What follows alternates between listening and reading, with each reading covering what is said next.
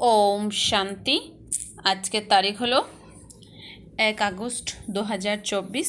प्रातः मुरली ओम शांति बाप दादा मधुबन। आजकेर मुरलीते बाबा बोलेছেন मिष्टि बाच्चारा पवित्र ना हওয়া পর্যন্ত তোমরা ফিরে যেতে পারবে না। তো বাবা বলেছেন যে পবিত্র না হওয়া পর্যন্ত তোমরা ফিরে যেতে পারবে না। তাই বাবাকে স্মরণ করে আত্মার ব্যাটারিকে চার্জ করো আর ন্যাচারাল পবিত্র হও। প্রশ্ন, বাচ্চারা বাবা তোমাদের ঘরে যাওয়ার পূর্বে কোন কথা শেখান? উত্তর, বাচ্চারা ঘরে ফেরার পূর্বে বেঁচে থেকেও মরতে হবে, সেজন্য বাবা প্রথম থেকেই তোমাদের দেহবোধের ঊর্ধ্বে নিয়ে যাওয়ার অভ্যাস করান। তো বাবা বলেছেন যে বাচ্চারা ঘরে ফেরার পূর্বে বেঁচে থেকেও মরতে হবে, সেজন্য বাবা প্রথম থেকেই তোমাদের দেহবোধের ঊর্ধ্বে নিয়ে যাওয়ার অভ্যাস করান, অর্থাৎ মৃত্যুবরণ করা শেখান। ঊর্ধ্বে গমন অর্থাৎ মৃত্যুবরণ, যাওয়া আর আসার জ্ঞান তোমরা এখনই পাও। তোমরা জানো যে আমরা আত্মারা উপর থেকে আসি, এই শরীরের দ্বারা পার্ট প্লে করি। বাস্তবে আমরা ওখানকার মানে পরম ধাম বাসিন্দা, এখন ওখানেই ফিরে যেতে হবে। ওম শান্তি। নিজেকে আত্মা মনে করে বাবাকে স্মরণ করতে কোনো কষ্ট নেই। এতে দমে যাওয়া উচিত নয়। একেই বলা হয় সহজ স্মরণ। সবার আগে নিজেকে আত্মাই মনে করতে হবে। আত্মাই শরীর ধারণ করে পার্ট প্লে করে, সব সংস্কার আত্মাতেই থাকে। আত্মা হলো ইন্ডিপেন্ডেন্ট মানে স্বাধীন। বাবা বলেন নিজেকে আত্মা মনে করে আমাকে অর্থাৎ বাবাকে স্মরণ করো। এই নলেজ এই সময়েই তোমরা পাও, পরে আর পাবে না। তোমাদের এই শান্তিতে বসার কথা দুনিয়া জানে না। একে বলা হয় ন্যাচারাল শান্তি। আমরা আত্মারা উপর থেকে এসেছি এই শরীরের দ্বারা পার্ট প্লে করতে। বাস্তবে আমরা আত্মারা ওখানকার নিবাসী। তোমাদের বুদ্ধিতে এই জ্ঞান রয়েছে। এছাড়া এর মধ্যে কোনো হঠযোগের ব্যাপার নেই, খুবই সহজ। এখন আমাদের অর্থাৎ আত্মাদের ঘরে ফিরে যেতে হবে, কিন্তু পবিত্র না হলে যেতে পারবে না। পবিত্র হওয়ার জন্য পরমাত্মা পিতাকে স্মরণ করতে হবে। স্মরণ করতে করতেই পাপ খণ্ডিত হয়ে যাবে। এতে কষ্টের কোনো কথাই নেই। যখন তোমরা হাঁটতে যাও তখন বাবার স্মরণে থেকো। এখনই তোমরা স্মরণের দ্বারা পবিত্র হতে পারবে। ওখানে ওটা হলো পবিত্র দুনিয়া। ওখানে ওই পবিত্র দুনিয়ায় এই জ্ঞানের কোনো প্রয়োজনই থাকে না, কারণ ওখানে কোনো বিকর্ম হয় না। এখানে স্মরণের দ্বারাই বিকর্ম বিনাশ করতে হবে। যেমন এখানে চলো, ওখানেও তো তোমাদের আচার আচরণ তেমনই ন্যাচারাল হবে। পুনরায় একটু একটু করে নিচে নামতে থাকো। এমনও নয় যে ওখানেও তোমাদের এই অভ্যাস করতে হবে। অভ্যাস এখনই করতে হবে, ব্যাটারি এখনই চার্জ করে নিতে হবে। পুনরায় ধীরে ধীরে ব্যাটারি ডিসচার্জ হয়ে যাবে। ব্যাটারি চার্জ করার জ্ঞান এখন এই একবারই পাওয়া যায়। শতপ্রধান থেকে তমপ্রধান হতে তোমাদের কতখানি সময় লেগে যায়। শুরু থেকে একটু একটু করে ব্যাটারি কম হতে থাকে। মূল লোকে মানে পরমধাম তো থাকেই আত্মারাই, শরীর তো থাকে না। তাই ন্যাচারালি অধপতন অর্থাৎ ব্যাটারির চার্জ কম হওয়ার কোনো কথাই নেই। মোটর গাড়ি যখন চলবে তখনই তো তার ব্যাটারি কম হতে থাকবে। মোটর যদি দাঁড়িয়ে থাকে তাহলে কি তার ব্যাটারি চলবে? না, চলবে না। মোটর যখন চলবে তখনই ব্যাটারি চালু হবে। যদিও মোটরে ব্যাটারি চার্জ হতে থাকে, কিন্তু তোমাদের ব্যাটারি এখন একবারই সেই সময়ে চার্জ হয়। যখন তোমরা এখন পুনরায় শরীরের দ্বারা কর্ম করো তখন একটু একটু করে ব্যাটারি কম হয়ে যায়। প্রথমে বোঝাতে হবে যে তিনি হলেন সুপ্রিম ফাদার, যাকে সর্ব আত্মাই স্মরণ করে হে ভগবান বলে, কিন্তু তিনি হলেন বাবা, আমরা তার সন্তান।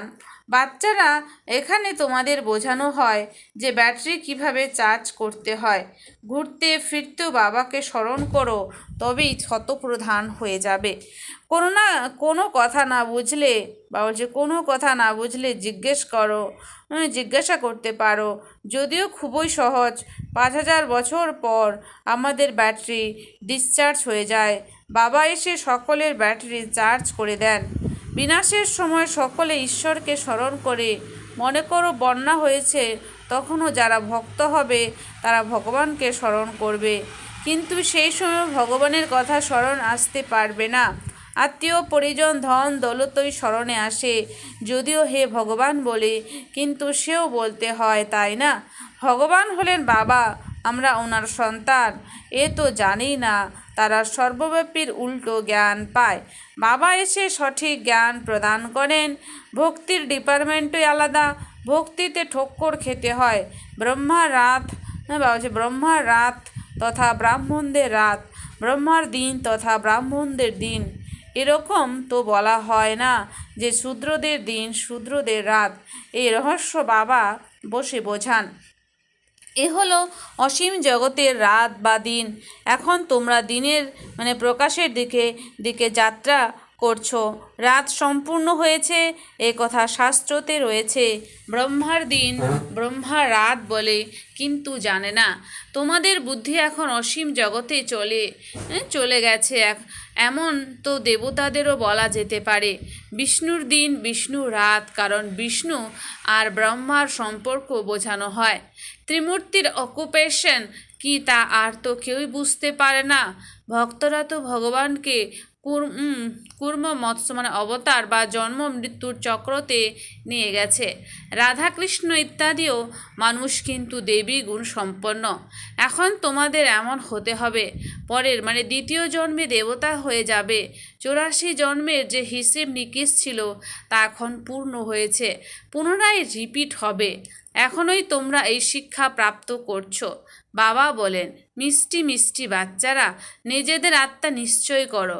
মানুষ বলেও যে আমরা পারধারী, কিন্তু আমরা আত্মারা উপর থেকে কিভাবে আসি এটা জানে না। নিজেকে দেহধারী মনে করে নেয় আমরা আত্মারা উপর থেকে আসি। পুনরায় কবে যাব? উপরে যাওয়া অর্থাৎ মারা যাওয়া। শরীর পরিত্যাগ করা মৃত্যুকে চায়। এখানে তো বাবা বলেছেন তোমরা এই শরীরকে ভুলতে থাকো। তোমাদের জীবন মৃত অবস্থা বাবাই শেখান, যা আর কেউ শেখাতে পারে না। তোমরা এসেছই নিজেদের ঘরে ফিরে যাওয়ার জন্য। ঘরে কিভাবে যাবে সেই জ্ঞান এখনই পাওয়া যায়। মৃত্যুলোকে এ তোমাদের অন্তিম জন্ম। অমরলোক সত্যযুগকে বলা হয়। বাচ্চারা, তোমাদের বুদ্ধিতে এখন রয়েছে আমরা অতি শীঘ্র ফিরে যাব। সর্বপ্রথমে তো মুক্তিধামে যেতে হবে। এই শরীররূপী বস্ত্র এখানেই ছাড়তে হবে, তবে আত্মা ঘরে ফিরে যাবে। যেমন পার্থিব জগতের একটা নাটক সম্পূর্ণ হয়ে গেলে বস্ত্রাদি সেখানেই ছেড়ে ঘরের পোশাক পরে ঘরে ফিরে যায়। তোমাদের এখন এই বস্ত্র পরিত্যাগ করে ফিরে যেতে হবে। সত্যযুগে তো অল্প সংখ্যক দেবতা থাকে, এখানে তো অগণিত মানুষ। ওখানে তো হবেই এক আদি সনাতন দেবী দেবতা ধর্ম। এখন নিজেদের হিন্দু বলে নিজেদের শ্রেষ্ঠ ধর্মকে ভুলে গেছে, তবেই তো দুঃখী হয়ে পড়েছে। সত্যযুগে তোমাদের ধর্ম শ্রেষ্ঠ ছিল। এখন কলিযুগে ধর্মভ্রষ্ট। বুদ্ধিতে কি আসে যে আমরা কিভাবে অধপতনে গেছি? এখন তোমরা অসীম জগতের বাবার পরিচয় দাও। অসীম জগতের বাবা এসে নতুন দুনিয়া স্বর্গ রচনা করেন। বলেন মন মনা ভব। অহ গীতার ওই শব্দ। সহজ রাজযোগের জ্ঞানের নাম দেওয়া হয়েছে গীতা। এ হলো তোমাদের পাঠশালা। বাচ্চারা এসে পড়া পড়ে, তাই বলা হবে যে এ হলো আমাদের বাবার পাঠশালা। যেমন কোনো বাচ্চার বাবা যদি প্রিন্সিপাল হয়, তখন সে বলবে যে আমি আমার বাবার কলেজে পড়ি। তার মাও যদি প্রিন্সিপাল হয় তখন সে বলবে আমার মা বাবা দুজনেই প্রিন্সিপাল, দুজনেই পড়ায়। আমার মাম্মা বাবার কলেজ, তোমরা বলবে আমাদের মাম্মা বাবার পাঠশালা, দুজনেই পড়ায়, দুজনেই আধ্যাত্মিক কলেজ বা ইউনিভার্সিটি খুলেছে, দুজনেই একত্রে পড়ায়। বাবা বাচ্চাদের দত্তক করেছেন, এ হলো অতি গূঢ় রহস্যময় জ্ঞানের কথা। বাবা কোনো নতুন কথা বোঝান না, কল্পপূর্বে কথা বুঝিয়েছিলেন। হ্যাঁ, এত এত নলেজ যে প্রতিদিন আরও আরও গূঢ় হতে থাকে। দেখো, আত্মার কথা এখন তোমাদের কিভাবে বোঝানো হয়।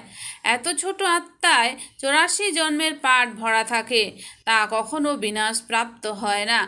আত্মা অবিনাশী, তাই তার পাঠ অবিনাশী। আত্মা কান দিয়ে শুনল, শরীর আছে তাই তার পাঠও রয়েছে। শরীর থেকে আত্মা পৃথক হয়ে গেলে তখন আর জবাব পাওয়া যায় না। এখন বাবা বলেন, বাচ্চারা তোমাদের ঘরে ফিরে যেতে হবে। এই পুরুষোত্তম সঙ্গম যুগ যখন আসে তখনই ফিরে যেতে হয়। এর মুখ্যত চাই পবিত্রতা। শান্তিধামে পবিত্র আত্মারাই থাকে। শান্তিধাম আর সুখধাম দুই হলো পবিত্র ধাম। ওখানে শরীর নেই, আত্মা পবিত্র, ওখানে ব্যাটারি ডিসচার্জ হয় না। এখানে শরীর ধারণ করলে আত্মারূপী মোটর চালু হয়। মোটর দাঁড়িয়ে থাকলে পেট্রোল কি কম হয়ে যায়? না, হয় না। এখন তোমাদের আত্মাদের জ্যোতি অনেক কম হয়ে গেছে, সম্পূর্ণ নিভে যায় না। যখন কেউ মারা যায় তখন প্রদীপ জ্বালানো হয়, তারপরে তাকে অতি সন্তর্পণে রাখা হয় যেন নিভে না যায়। আত্মা জ্যোতি কখনো নিভে যায় না, এ তো অবিনাশী। এই সব কথা বাবা বসে বোঝান। বাবা জানেন যে এরা অতি মিষ্টি বাচ্চা, এরা সকলেই কামচিতায় বসে জ্বলে পড়ে ভস্ম হয়ে গেছে। পুনরায় এদের জাগরিত করে সম্পূর্ণ তমপ্রধান মৃতবধ হয়ে পড়েছে, বাবাকে চেনেই না। মানুষ এখন আর কোনো কর্মের নয়।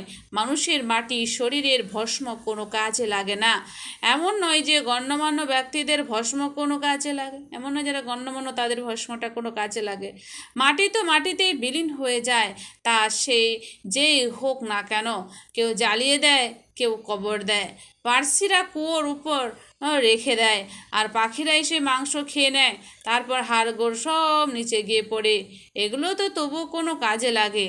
দুনিয়ায় তো অসংখ্য মানুষ মারা যাচ্ছে। এখন তোমাদের নিজের থেকে শরীর ত্যাগ করতে হবে। তোমরা এখানে এসেছো এই শরীর পরিত্যাগ করে ঘরে ফিরে যেতে, অর্থাৎ মৃত্যুবরণ করতে। তোমরা আনন্দের সাথে ঘরে ফিরে যাও, কারণ জানো যে আমরা এই জীবন মুক্তিতে যাব। যারা যেমন পার্ট প্লে করেছিল শেষ পর্যন্ত সেটাই পালন করবে। বাবা পুরুষার্থ করাতে থাকবে, সাক্ষী হয়ে দেখতে থাকবে। এ তো বুঝবার মতো বিষয়, এতে ভয়ের কোনো কারণ নেই। আমরা স্বর্গে যাওয়ার জন্য নিজেরাই পুরুষার্থ করে শরীর ত্যাগ করি। বাবাকে স্মরণ করতে হবে, তবেই অন্তিম সময়ে সদ্গতি হয়ে যাবে। অন্তমতি সগতি, এতে পরিশ্রম রয়েছে। প্রত্যেক পড়াতেই পরিশ্রম আছে। ভগবানকে এসে পড়াতে হয়। অবশ্য এই পড়াশোনা হলো অত্যন্ত উচ্চাঙ্গের, এতে আবার দৈবী গুণও চাই। লক্ষ্মীনারায়ণের মতো এমন হতে হবে, তাই না? এনারা সত্যযুগে ছিলেন, এখন আবার তোমরা সত্যযুগে দেবতা হতে চেয়েছ। এই অবজেক্ট কত সহজ। ত্রিমূর্তিতেও এ পরিষ্কার। এই ব্রহ্মা বিষ্ণু শঙ্কর ইত্যাদির চিত্র যদি না থাকে তাহলে আমরা কিভাবে বোঝাবো? ব্রহ্মা তথা বিষ্ণু, বিষ্ণু তথা ব্রহ্মা। ব্রহ্মার অষ্টভুজা শতভুজা দেখানো হয়, কারণ ব্রহ্মার কত কত সংখ্যক বাচ্চা রয়েছে, তাই ওরা এমন চিত্র তৈরি করে দিয়েছে। তো তাহলে এ ভুজা বিশিষ্ট মানুষ হয় কি? না, হয় না। রাবণের 10 মাথারও অর্থ রয়েছে, এমন মানুষ কখনো হয় না। এ কথা বাবাই এসে বোঝান। মানুষ তো কিছুই জানে না, এও এক খেলা। কেউ জানে না যে এই খেলা কবে থেকে শুরু হয়েছে। বলে দেয় পরম্পরা, মানে বংশানুক্রমে থেকে। আরে সেও কবে থেকে। মিষ্টি মিষ্টি বাচ্চাদের বাবা পড়ান, তিনি টিচারও আবার গুরুও। তাহলে বাচ্চাদের কত খুশি হওয়া উচিত। এই মিউজিয়াম ইত্যাদি কার ডাইরেকশনে খোলে? বা হচ্ছে এই মিউজিয়াম ইত্যাদি কার ডাইরেকশনে খোলে? এখানে রয়েছেই তো মা, বাবা আর বাচ্চারা। অসংখ্য বাচ্চা রয়েছে, ডাইরেকশন অনুসারে খুলতে থাকে। লোকেরা বলে তোমরা বলো যে ভগবানও বাজ, তাহলে রথের দ্বারা আমাদের সাক্ষাৎকার করাও। আরে তোমরা আত্মারা সাক্ষাৎকার করেছো কি? এত ছোট বিন্দুর সাক্ষাৎকার তোমরা কিভাবে করবে? সাক্ষাৎকারের প্রয়োজনই নেই। এখানে আত্মাকে জানতে হবে। আত্মা ভ্রুকুটির মধ্যভাগে থাকে, যার আধারে এত বড় শরীর চলে। এখন তোমাদের কাছে না রয়েছে লাইটের, না রয়েছে রত্নজড়িত মুকুট। তো না রয়েছে লাইট মানে পবিত্রতা, না রয়েছে রত্নজড়িত মুকুট। দ্বিমুকুট পাওয়ার লক্ষ্যেই তোমরা পুনরায় পুরুষার্থ করছো। প্রতি কল্পে তোমরা বাবার কাছ থেকে উত্তরাধিকারের আশীর্বাদ প্রাপ্ত করো। বাবা প্রশ্ন করেন, পূর্বে কবে মিলিত হয়েছ? তখন বলে, হ্যাঁ বাবা, প্রতি কল্পেই মিলিত হয়েছি। কেন? এরকম লক্ষ্মী নারায়ণ হওয়ার জন্য। এরা সকলেই একই কথা বলবে। বাবা বলেন, সহজ। আচ্ছা, ভালো বলেছ। এখন পুরুষার্থ করো। সকলেই তো আর নর থেকে নারায়ণ হবে না, প্রজাও তো চাই। সত্যনারায়ণের কথাও পাঠ হয়। ওরা লোকেরা কথা পাঠ করে শোনায়, কিন্তু বুদ্ধিতে কিছুই থাকে না। বাচ্চারা, তোমরা জানো ওটা হলো শান্তিধাম, নিরাকারী দুনিয়া। তারপর সেখান থেকে যাবে সুখধাম। একমাত্র সেই বাবাই সুখধামে নিয়ে যাবেন। তোমরা যখন কাউকে বোঝাবে, তখন বলো এখন ঘরে ফিরে যেতে হবে। অশরীরে বাবাই তো আত্মাকে তার নিজের ঘরে নিয়ে যাবে। এখন বাবা এসেছেন, ওনাকে কেউ জানে না। বাবা বলেন, আমি যে শরীরে আসি সেও জানে না। রথ তো তিনি মানে ব্রহ্মা, তাই না? প্রত্যেকটি রথে আত্মা প্রবেশ করে। সকলের আত্মাই ভ্রুকুটির মধ্যস্থলে থাকে। বাবাও এসে ভ্রুকুটির মধ্যস্থলে বসবে। তিনি অতি সহজভাবে বোঝান। একমাত্র পিতাই হলেন পতিত পাবন। বাবার সব বাচ্চারাই এক সমান। তাদের প্রত্যেকের নিজের নিজের পাঠ রয়েছে। এতে কেউ ইন্টারফেয়ার করতে পারে না। আচ্ছা, মিষ্টি মিষ্টি হারানিধি বাচ্চাদের প্রতি মাতা পিতা বাপদাদার স্মরণে স্নেহ সুমন আর সুপ্রভাত। আত্মাদের পিতা তার আত্মারূপী বাচ্চাদেরকে জানাচ্ছে নমস্কার। আমরা সমস্ত আত্মারূপী বাচ্চারা জানাই মাতা পিতা বাপদাদাকে স্নেহ সুমন আর নমস্কার। ধারণার জন্যে মুখ্য সার। 1 নম্বর, এই শরীররূপী বস্ত্র থেকে মোহ কাটিয়ে জীবিত অবস্থাতেই মরতে মানে মর্জিবা হতে হবে, অর্থাৎ নিজের সমস্ত পুরনো হিসেব নিকাশ চুকিয়ে ফেলতে হবে। 2, দ্বিমুকুটধারী হওয়ার জন্য ঈশ্বরীয় পড়াশোনায় আরও অধিক পরিশ্রম করতে হবে। বাবা বলছেন দ্বিমুকুট হওয়ার জন্য ঈশ্বরীয় পড়াশোনায় আরও অধিক পরিশ্রম করতে হবে। দেবী গুণ ধারণ করতে হবে। যেমন লক্ষ্য তেমনই শুভবাণী, পুরুষার্থ তেমনই করতে হবে। যেমন লক্ষ্য তেমনই শুভবাণী, পুরুষার্থ তেমনই করতে হবে। বরদান, অকল্যাণের সংকল্পকে সমাপ্ত করে অপকারীদেরকে উপকার করা, জ্ঞানিত আত্মা ভব। অকল্যাণের সংকল্পকে সমাপ্ত করে অপকারীদেরকে উপকার করা, জ্ঞানিত আত্মা ভব। স্পষ্টীকরণ, কেউ যদি প্রতিদিন তোমাদের নিন্দা করে, অকল্যাণ করে, গালি দেয়, তথাপি তাদের প্রতি মনের মধ্যে ঘৃণাভাব যেন না আসে। বলছে কেউ যদি প্রতিদিন তোমাদের নিন্দা করে, অকল্যাণ করে, গালি দেয়, তথাপি তাদের প্রতি মনের মধ্যে ঘৃণা ভাব যেন না আসে। অপকারীকে উপকার করা, এটাই হলো জ্ঞানিত আত্মার কর্তব্য। যেরকম তোমরা বাচ্চারা বাবাকে 63 জন্ম গালি দিয়েছ, তথাপি বাবা কল্যাণকারী দৃষ্টি দিয়ে দেখেছেন। সুতরাং ফলো ফাদার। জ্ঞানিত আত্মার অর্থই হলো সকলের প্রতি কল্যাণের ভাবনা থাকবে। জ্ঞানিত আত্মার অর্থই হলো সকলের প্রতি কল্যাণের ভাবনা থাকবে। অকল্যাণ সংকল্প মাত্রও যেন না হয়। অকল্যাণ সংকল্প মাত্রও যেন না হয়। স্লোগান, মনমনাভাবর স্থিতিতে স্থিত থাকো, তাহলে অন্যদের মনের ভাবনাকে জানতে পারবে। বলছে মনমনাভাবর স্থিতিতে স্থির থাকো, তাহলে অন্যদের মনের ভাবনাকে জানতে পারবে।